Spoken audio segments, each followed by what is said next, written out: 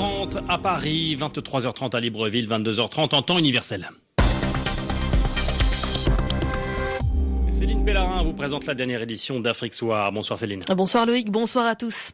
À la une de l'actualité du continent, au Gabon, l'annonce de la victoire d'Ali Bongo à l'élection présidentielle de samedi a rapidement déclenché des mouvements de protestation. Le camp de l'opposant Ping dénonce des fraudes et un scrutin volé. Des partisans de l'opposition ont affronté des forces de l'ordre à Libreville et Port-Gentil. Il y a des blessés par balle. Nous ferons le point sur la situation ce soir avec notre envoyé spécial à Libreville.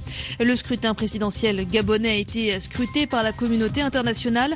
La France, l'Union européenne réclament un décompte des voix, bureau de vote par bureau de vote, pour que l'élection soit crédible et transparente. Dans l'actualité également, en République démocratique du Congo, s'ouvre ce jeudi le dialogue national pour des élections apaisées. Un dialogue porté par le médiateur de l'Union africaine, Edem Kodjo. Un dialogue qui est boycotté par une partie de l'opposition congolaise. Vous écoutez RFI, Afrique Soir, bienvenue. Ali Bongo, réélu à la tête du Gabon, c'est le résultat de l'élection présidentielle annoncée par la voix du ministre de l'Intérieur, Pacome Moubele-Boubeya. Est élu Bongo Ondimba Ali avec 177 722 voix, soit 49,80%. Je vous remercie. Avec 49,80% des suffrages, le président sortant est devant son principal opposant, Jean Ping, qui obtient, lui, 48,23% des votes. Une élection très serrée puisqu'il n'y a que 2 points d'écart entre les deux candidats. Officiellement, Ali Bongo est élu avec une courte avance de 5 594 voix. Le taux de participation nationale a été de presque 60%. En revanche, dans le fief historique de la famille Bongo, la province du Haut-Ogooué, le taux de participation est de 99,93% et les électeurs de cette province ont, selon les résultats compilés par la commission électorale, ils ont voté à 95% pour le président sortant. L'annonce de ces résultats au siège de la commission électorale a rapidement provoqué des débordements, des affrontements entre les forces de l'ordre et des partisans de l'opposition qui affirment que la victoire leur a été volée. La police a utilisé des gaz lacrymogènes et des canons à eau pour les disperser. Sébastien Nemeth, vous êtes notre envoyé spécial sur place. C'est une journée de violence. À Libreville, la polyclinique Chambrier, vous vous êtes rendu sur place et il y a des blessés. Oui, 6 blessés par balle, je précise, par balle, tous de jeunes hommes. Ils ont été transportés dans cette polyclinique à partir de 21h par d'autres manifestants. Ils étaient en train d'être pris en charge par le personnel soignant. Un était en état de choc, un autre passait un scanner, d'autres se faisaient nettoyer leurs plaies et poser des pansements. Ils ont été touchés à l'avant-bras, au flanc, dans le dos, à l'abdomen ou encore à la cuisse. Tous affirment que ce sont les forces de l'ordre qui ont tiré sur eux durant cet après-midi de violence. Merlin explique qu'il était au niveau de l'Assemblée nationale. Plusieurs blindés sont arrivés. Les gardes ont tiré des gaz lacrymogènes, semant la confusion. Il explique avoir tenté d'aider quelqu'un qui suffoquait à se relever avant de recevoir une balle dans le dos tirée par les forces de l'ordre défendant la radio-télévision gabonaise. Selon lui, ce sont des lâches, je cite, travaillant pour le président Bongo et au détriment du peuple gabonais. Il préfère protéger le chef de l'État, dit-il, avant d'affirmer qu'il est prêt à retourner manifester dès ce soir si on le laisse sortir. Arsène lui a été touché au bras au boulevard Charbonnage près du QG de Jean Ping. Il affirme que des policiers armés de fusils se sont déployés face à eux. Ils auraient d'abord utilisé des canons à eau puis des gaz lacrymogènes avant de tirer, là encore, à balles réelles. Sébastien Nemeth avec à la technique Boris Vichy en direct de Libreville.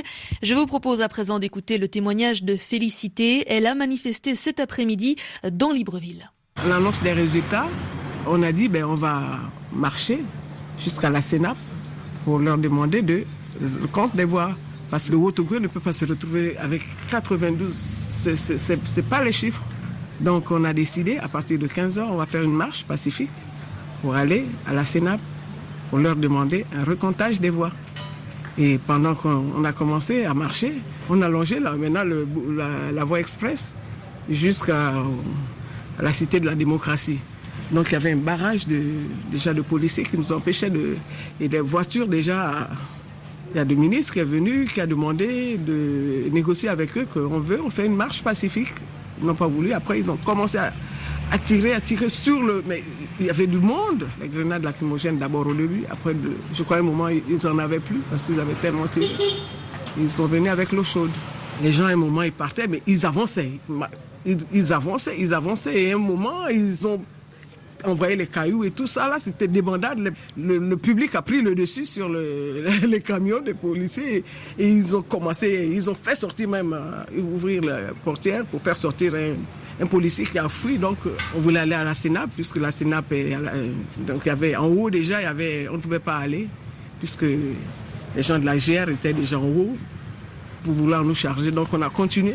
Boulevard Triomphal, avec les jeunes, ça brûlait pour leur empêcher de venir. Donc, ils brûlaient, ils mettaient des barricades pour que les camions ne puissent pas passer. J'avais mon fils, mon neveu, mais là, je ne sais pas où ils sont. Parce qu'on tirait, après un moment, on s'est éparpillé. Les hélicoptères venaient en haut, ils envoyaient des grenades lacrymogènes. Un témoignage recueilli par nos envoyés spéciaux Sébastien Nemeth et Boris Vichit. On les retrouvera en direct sur RFI lors des éditions spéciales de demain matin à 5h30 puis à 6h30 temps universel. J'ajoute que des troubles ont également éclaté à Port-Gentil, la capitale économique du Gabon. C'est dans cette ville bastion de l'opposition que des violences post-électorales ont éclaté lors de la première élection d'Ali Bongo. C'était en 2009. Évidemment, côté opposition, on conteste les chiffres annoncés ce soir par le ministre de l'Intérieur du Gabon. Dans ce scrutin présidentiel très serré, donc Jean Ping rejette les résultats. Il faut dire que depuis ce week-end, l'opposant s'est proclamé vainqueur de l'élection. L'un de ses alliés, Casimir Oyemba, ex-candidat à la présidentielle, est lui catégorique. Le résultat du scrutin ne reflète pas le vote des électeurs gabonais. C'est une victoire volée, je dis bien volée. C'est pour moi une très grande déception et je ne sais pas ce qui va s'en suivre. Mais je me dis que les Gabonais s'étant déplacés pour aller voter, ayant exprimé un choix clair en faveur de M. Jean Ping, constatant que ce choix n'est pas celui qui est reflété par les résultats proclamés officiellement, je ne sais pas quelle pourra être leur réaction. Ils ont certainement, comme moi, le sentiment très net d'avoir été floués par les institutions de la République que sont la Sénap et le ministère de l'Intérieur en attendant les éventuels recours devant la Cour constitutionnelle. Mais nous savons très bien d'expérience que cette Cour constitutionnelle, comme la Sénap, comme le ministère de l'Intérieur, est tout à fait dans les mains du pouvoir. Donc personnellement, je n'en attends pas grand-chose, malheureusement. Casimir Oyemba, l'un des soutiens de l'opposant Jean Ping. Du côté des vainqueurs, on affiche une vraie satisfaction. Léandre Anouekiki, le porte-parole du PDG, le parti de la majorité présidentielle. On l'écoute. C'est d'abord une victoire du peuple gabonais, de la démocratie gabonaise. Le président Ali Bongo Ondimba avait un projet de société fiable qu'il a présenté au peuple gabonais et une partie du peuple gabonais a accepté. Une victoire de la démocratie, dites-vous, mais pourtant l'opposition conteste. Notamment, elle conteste les résultats de la province du Haut-Ogooué. En 2009, la province du Haut-Ogooué, c'est vrai, c'est le bastion du Parti démocratique gabonais, avait donné 91% de ses voix à ce même président Ali Bongo Ondimba. À cette élection, la province du Haut-Ogooué a donné 95% de son électorat à Ali Bongo Ondimba. Alors, une évolution de 4%, est-ce qu'il y a une règle fondamentale qui dit, parce que vous avez eu 91% en 2009 et qu'en 2016, vous ne pouvez pas en faire plus, c'est quand même sa province d'origine. Ali Bongo Ondimba est bien un fils de cette province, un fils du Gabon. À chaque fois qu'Ali Bongo Ondimba remporte dans le Haut-Ogooué, l'opposition conteste. Mais lorsque l'opposition remporte dans leurs différentes provinces, le Parti démocratique gabonais ne conteste pas. Léandre Anouekiki, le porte-parole du PDG, le parti de la majorité présidentielle. Cette élection gabonaise, cette élection présidentielle a été particulièrement scrutée à l'étranger, le Gabon étant un pays stratégique de l'Afrique centrale.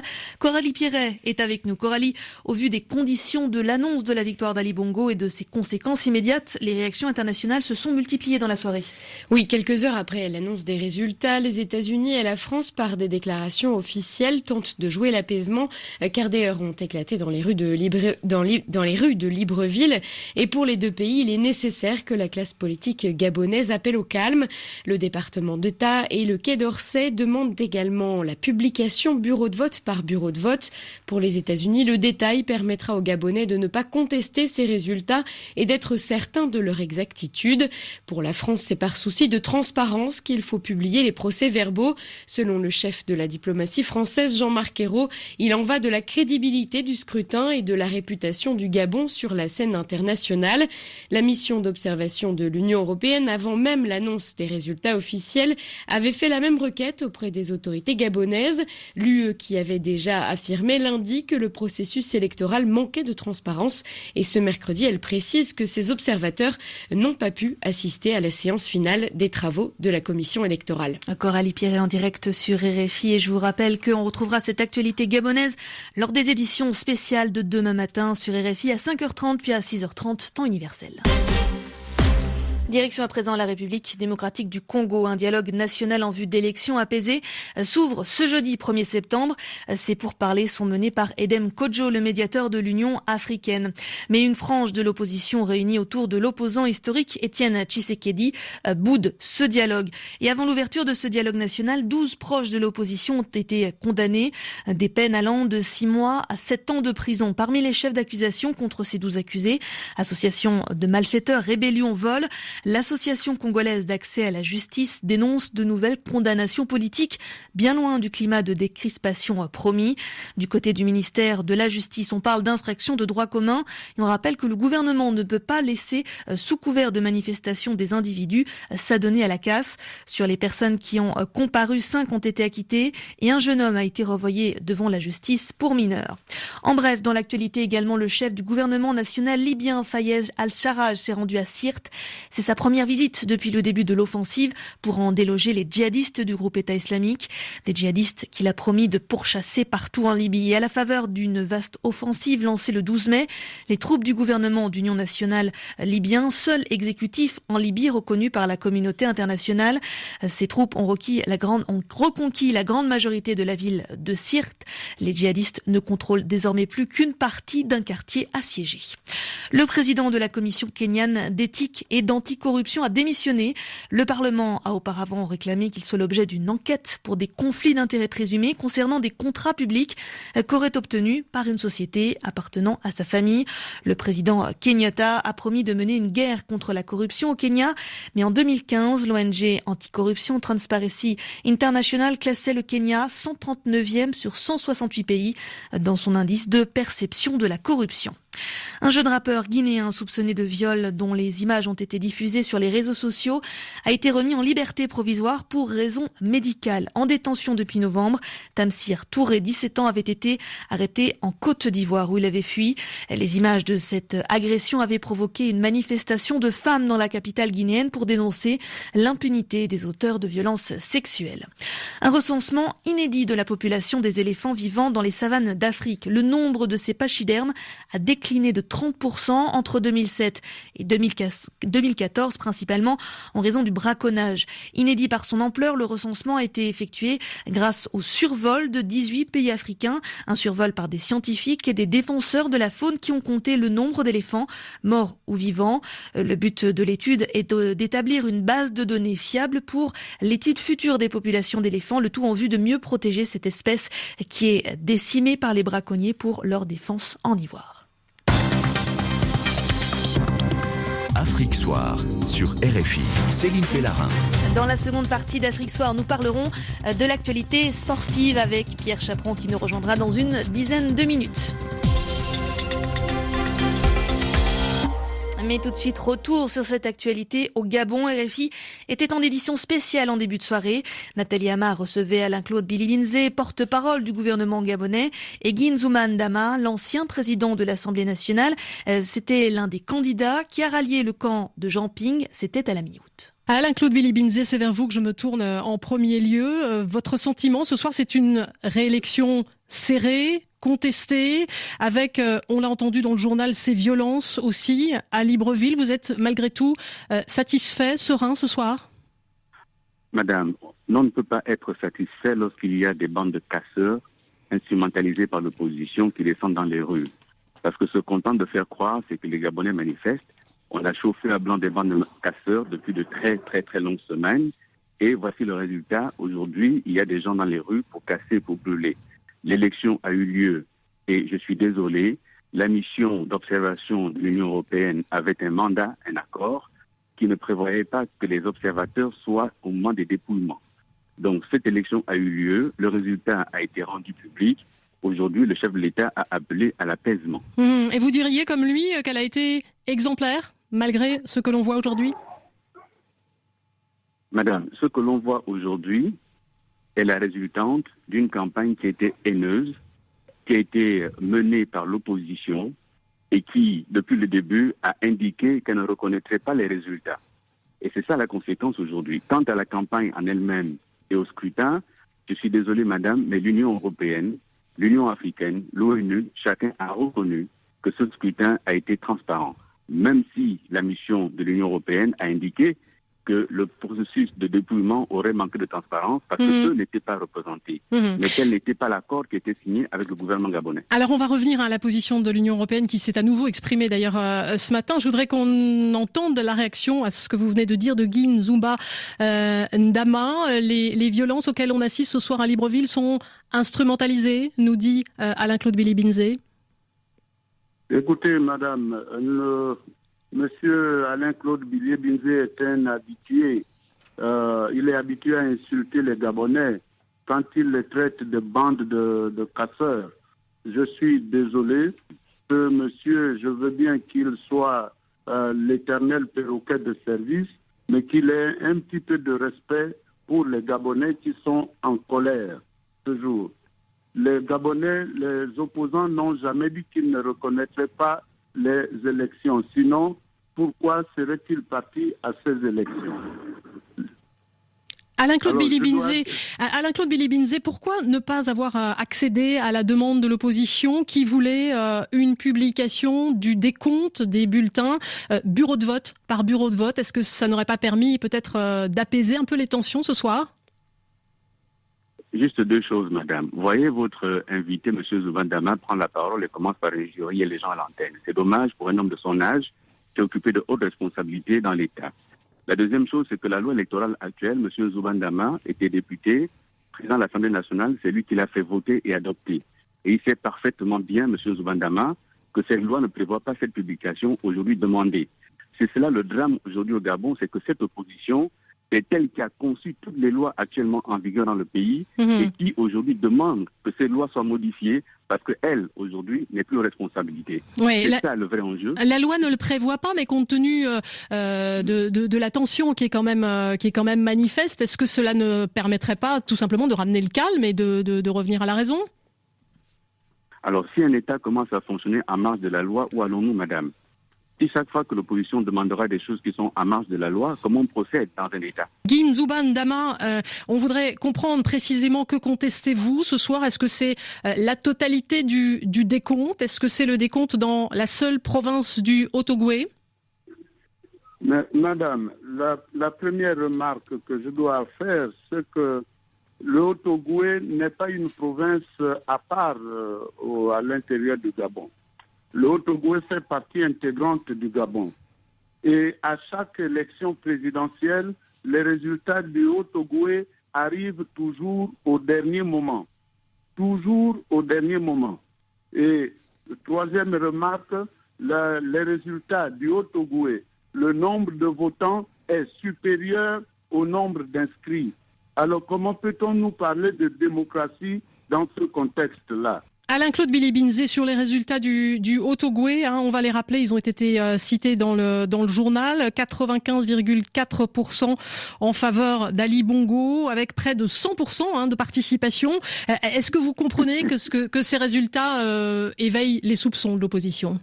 Madame, vous savez, la difficulté, et qui à la fois aurait pu être risible si la situation n'était pas dramatique, Monsieur Nzumba Ndama, votre interlocuteur, vient de vous dire qu'il en a toujours été ainsi.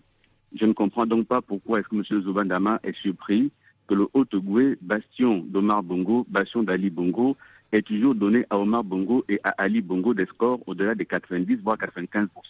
Et Monsieur Nzumba Ndama le sait, puisque ancien pilier du régime Omar Bongo, ces résultats ont toujours été ainsi. Je ne comprends pas ce qui l'étonne aujourd'hui. Le Haut-Ogooué est un bastion du PDG. Voilà. Guy Nzumba Ndama. Du PDG et M. Nzumba Ndama le sait. Alors là, écoutez, le raisonnement de M. Billy-Binzé est tellement simpliste que je ne peux pas m'empêcher de sourire. Ce n'est pas parce que ça a toujours été ainsi. Le Goué Lolo était un des bastions du PDG.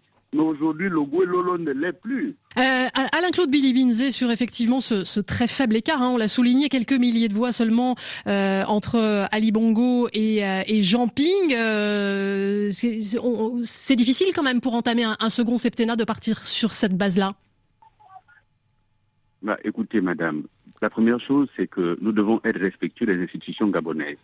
Nous avons signé un accord avec l'Union européenne et cet accord ne visait pas à auditer les institutions gabonaises. Donc, de ce point de vue, nous l'avons déjà exprimé. L'Union européenne est allée au-delà de l'accord qui a été signé. Second lieu, mais sur ce mandat qui redémarre sur ce mandat qui redémarre quand même avec une légitimité plus réduite.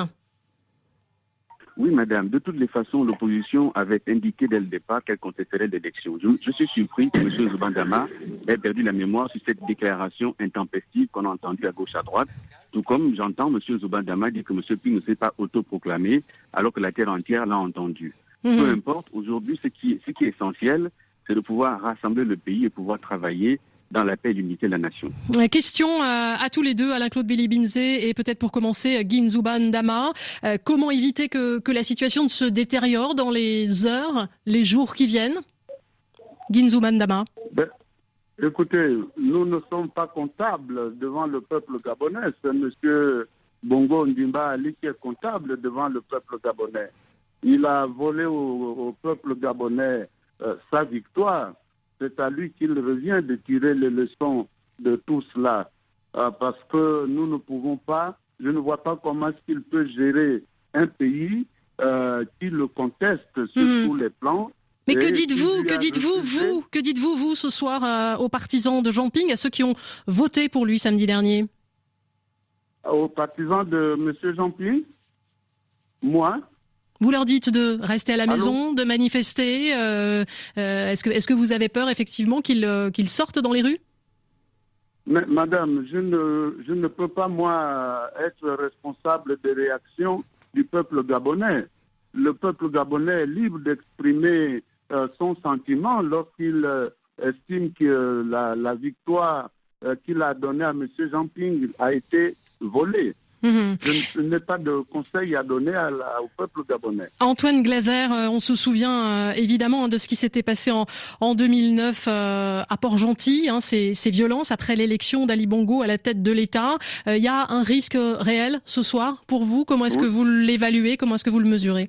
Oui, il y a un risque réel qui est amplifié par le fait que le Gabon, qui a vécu très souvent pendant très longtemps avec un baril à $100, maintenant il est même plus à $50. Donc ce qui n'a pas été fait pendant des années quand il y avait une manne pétrolière et quand c'était le pays PUM, pétrole, uranium, manganèse.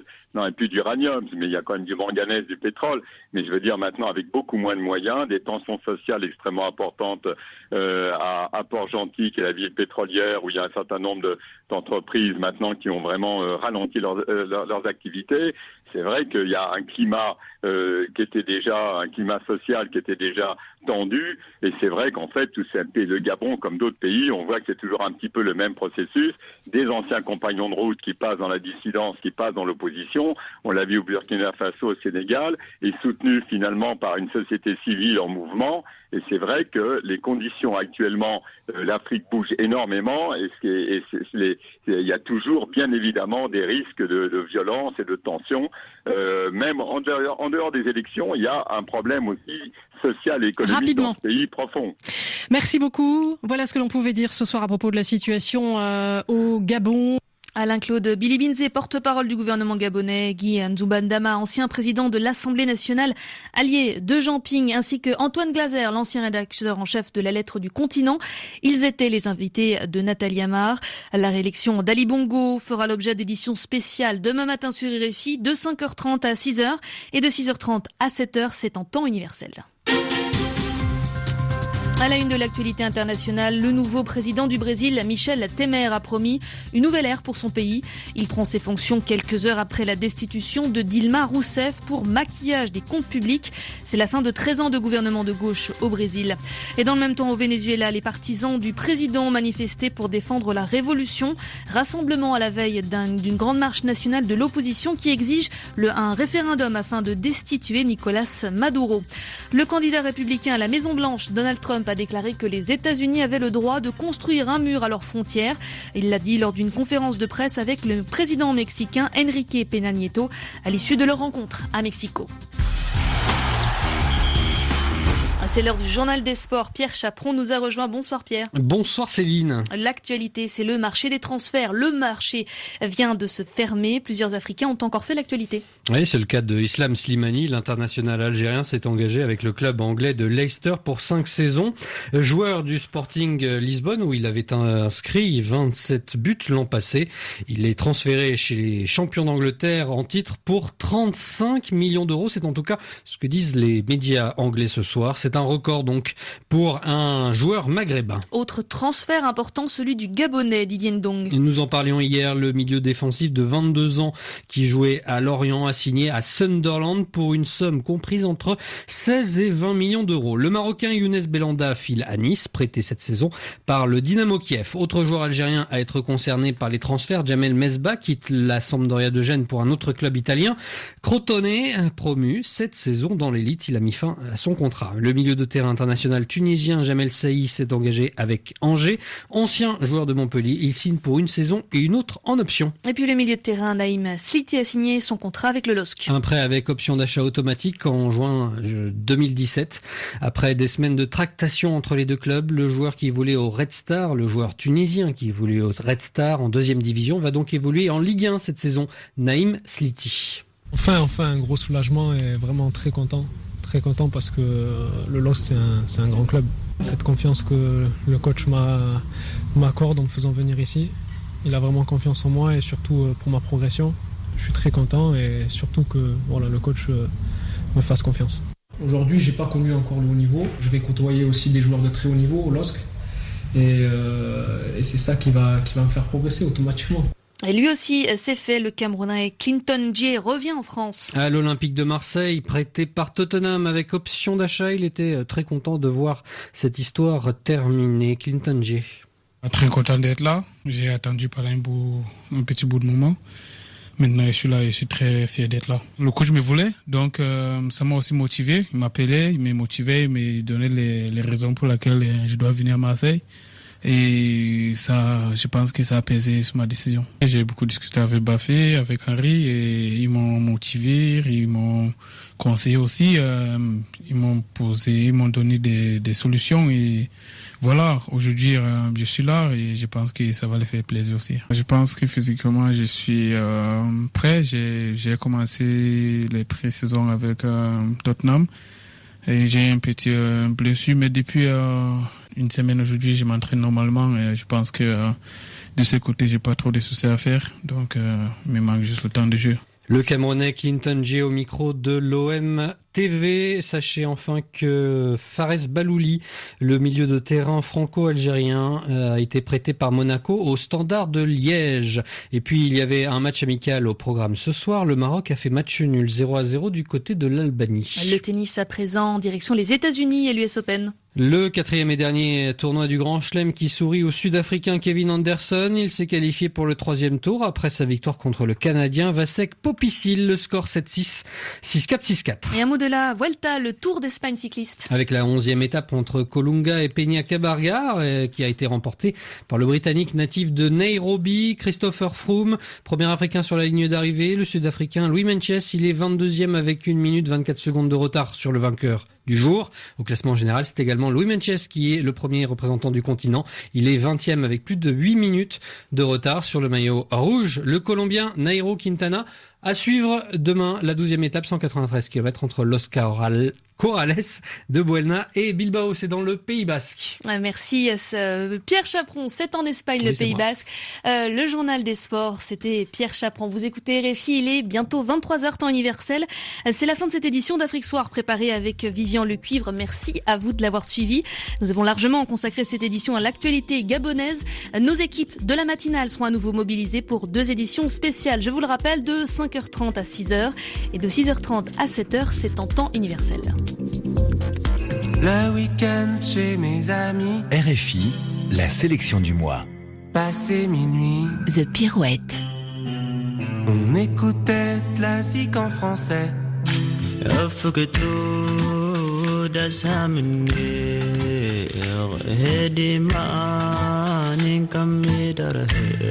Imaran.